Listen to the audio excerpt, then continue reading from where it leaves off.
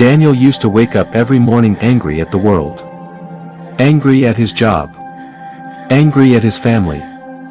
Angry at himself. He thought life was unfair, that some people were born lucky while others, like him, were doomed to struggle. Every day started with complaints. I hate my job. Nothing ever works out for me. Why is life so hard? He didn't realize that those words were shaping his reality. Every complaint became a chain, tying him down to the same spot he said he wanted to escape from. One cold evening, Daniel was walking home from work.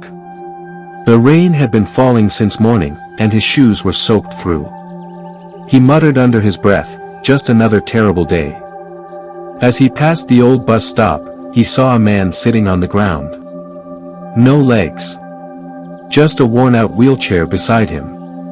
He was selling flowers, and smiling at everyone who walked by. Daniel stopped. For the first time, he actually looked at the man. His clothes were wet, his hands trembling from the cold, yet his smile didn't fade. The man noticed Daniel staring and said with a grin, "Good evening, sir. Would you like to buy a flower? It'll brighten your night." Daniel didn't know what to say. He stood there, frozen. How do you still smile like that?" Daniel finally asked. The man chuckled softly. "Because I woke up this morning. That's reason enough." Daniel looked down at his own legs, strong and able. He suddenly felt small, ashamed of all the things he'd taken for granted. He gave the man all the money he had in his pocket, took a flower, and walked away in silence. That night, he couldn't sleep. He kept hearing that man's voice echoing in his head. "I woke up this morning. That's reason enough."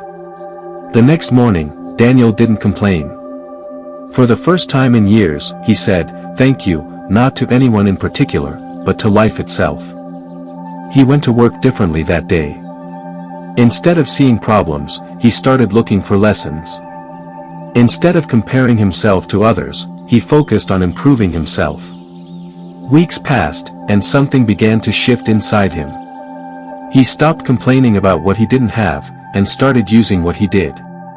He began reading again, learning skills, and saving small amounts from his paycheck. He started waking up earlier, running before sunrise, and writing down 3 things he was grateful for each day. It wasn't an instant miracle. Life didn't suddenly become perfect. But Daniel changed. And when he changed, everything around him started changing too. Months later, Daniel had launched his own small design business online. It wasn't big, but it was his. And every time he made a sale, he smiled, thinking about the man at the bus stop. One day, Daniel went back to that same place, hoping to see him again. But the man wasn't there. Only an empty wheelchair and a single wilted flower sitting on the bench. Daniel picked it up gently, whispered, "Thank you," and walked away, stronger, calmer, more grateful than ever before. He finally understood the truth. Life had never been against him. He had just been too busy complaining to see how much he already had. Now, whenever Daniel hears someone say, "Life is unfair," he smiles and says, "Stop complaining about life. Because every breath you take is another chance to change it." If this story touched your heart, don't just scroll away.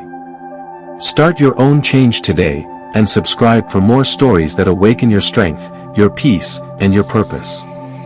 Because your time to rise starts now.